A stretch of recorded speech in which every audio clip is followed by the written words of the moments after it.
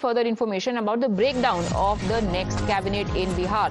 Sources are telling Times Now that the contours of the new cabinet are slowly taking shape.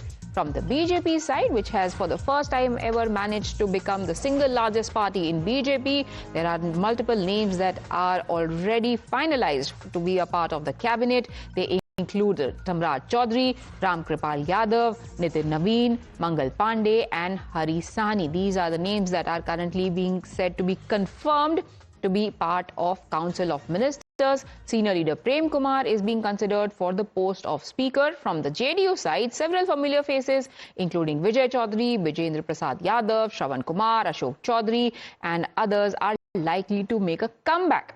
From the LJP, a party that has done spectacularly well this time around, names like Raju Tiwari, Sanjay Paswan and Dehri MLA Rajiv Ranjan Singh are also under discussion. My colleague Saket is joining us live from Patna. Saket, ये सब नाम तो हम जान ही रहे हैं, पर क्या कुछ टसल्स हैं किसी पर्टिकुलर पोस्ट के लिए, किसी पर्टिकुलर कैंडिडेट के लिए या किसी पर्टिकुलर पार्टी के द्वारा, स्पेशली पार्टी लाइक हम एंड एलजेपी? देखिए, परसों 20 तारीख को शपथ ग्रहण होना है और उससे पहले कल शाम में जो फाइनल मुहर है, जो कैबिनेट होगा नीतीश कुमार का अगला यानी नया कैबिनेट, उस पर मुहर लगेगी।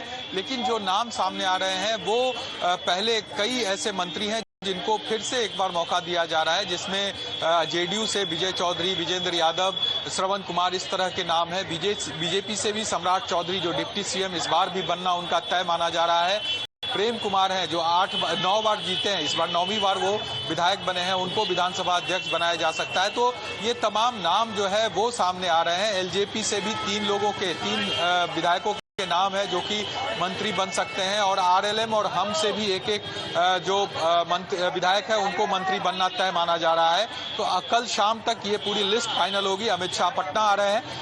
बीजेपी कोटे के तमाम जो मंत्री होंगे उसकी लिस्ट जो अमित शाह के सामने फाइनल होगी और उसके बाद शपथ ग्रहण समारोह जो है वो 20 तारीख को होगा। जो विवाद सामने आया, पहले तो विधानसभा अध्यक्ष पद को लेकर विवाद सामने आया कि जो हमारे सोर्स बता रहे हैं कि पहले जेडीयू चाह रही थी कि ये विधानसभा अध्यक्ष का पद उनके पास रहे, लेकिन बाद में दिल्ली बुलाया गया संजय झा को, ललन सिंह को और वहां पर बातचीत होकर मामले को सॉर्ट आउट किया गया।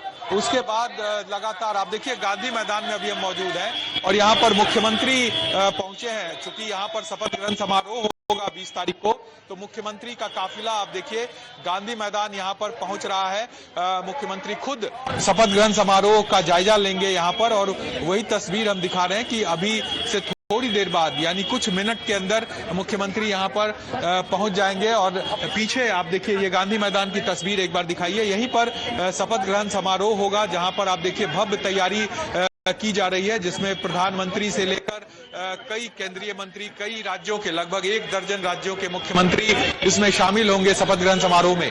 और जो नाम है, चूंकि जो मैंडेट मिला है उस हिसाब से विवाद कोई भी किसी तरह का नहीं चाह रही है एनडीए और वही तस्वीर यहाँ दिखेगी भी जब कैबिनेट की यहाँ पर का जो शपथ ग्रहण होगा, तो उस दौरान तमाम पार्टियों की जो भूमिका है वो देखने को मिलेगी। लगभग 15 मंत्री बीजेपी से, 14 मंत्री। Okay. Amit ji, coming back to you, are there any surprises that are going to be in store? ये देखिए, मुझे लगता है कि इसमें सबसे अच्छी चीज इस बार अगर आप देखिए जो चुनाव से पहले से दिख रहा है कि एनडीए और महागठबंधन में जो बेसिक फर्क क्या था कि महागठबंधन में आखिरी वक्त तक आपस में विवाद था, यहां तक कि फ्रेंडली फाइट तक हुए, लेकिन एनडीए में अगर आप देखिए तो समय से पहले एक एक जो कैंडिडेट का नाम हुआ, कौन कहां सीट से लड़ेंगे, वो सारी चीजें हुई। बीच में निश्चित तौर पर जब इस तरह से गठबंधन होता है तो थोड़ी बहुत खींचतान दिखेगी, पर उस तरह से दिखी नहीं है। तो सरप्राइज में ये हो सकता है कुछ जो पुराने मंत्री हैं उसको ड्रॉप करके कुछ नए लोगों को मौका दिया जा सकता है। हालांकि ज्यादातर जो मंत्री थे नीतीश सरकार में वो सबके सब लगभग जीत ही चुके हैं, 2 या 3 को के अलावा। तो ऐसे में हो सकता है कुछ नए लोगों को मौका मिल सकता है, लेकिन कोई बहुत बड़ा सरप्राइज हो ऐसी उम्मीद नहीं लगती है। जो अध्यक्ष का पद है पहले भी बीजेपी के पास था, तो इस बार भी बीजेपी की बात जाएगा। जो होम मिनिस्ट्री की बात आ रही है वो होम मिनिस्ट्री आमतौर पर नीतीश कुमार ने अपने पास रखा है, तो मुझे लगता है इस बार भी नीतीश कुमार के पास ही जाएगा। बस कुछ चेहरे मुझे बदले आएंगे, लेकिन सरकार का स्वरूप इस बार, क्योंकि एलजेपी भी मंत्रिमंडल में शामिल होगा, अब देखना है कि उनके 3 लोग आने की संभावना, क्योंकि 6 पर 1 का कोटा जो बनता है उस हिसाब से उसके 19 हैं तो 18 हैं, तो उसमें 3 लोग मंत्री बन सकते हैं। तो मुझे लगभग जो नाम है जो उसके आसपास ही होना चाहिए, सरप्राइज संभावना है। और एकजुटता जो पूरे चुनाव के शुरू से लेकर आखिरी तक एनडीए की जो एकजुटता दिखी है, चुनावी सभा से लेकर रोड शो तक में, जहां पर बीजेपी जिंदाबाद कोई नहीं कह रहा था, सबने एनडीए जिंदाबाद की बात कही, तो वो चीजें आपको शपथ ग्रहण में भी दिखेगा। एनडीए की पूरी ताकत दिखेगी और इसीलिए गृह मंत्री अमित शाह कल शाम से होंगे, वो जो जानकारी मिल रही है कि पहुंच सकते हैं शाम को। और इसके बाद जो आखिरी स्वरूप होगा मंत्रिमंडल का, कौन शपथ लेगा, क्या होगा, तो इसको लेकर मुहर लगेगी उस बैठक के बाद। एक और नाम जो लोगों ने सुना होगा इलेक्शन कवरेज के टाइम पर, जिन्होंने ये इंश्योर किया कि डिसेंट को क्वेल किया जाए, सबसे बातें की जाए, वो है union minister Dharmendra Pradhan, who was BJP's election in-charge, and we are getting breaking development that he is also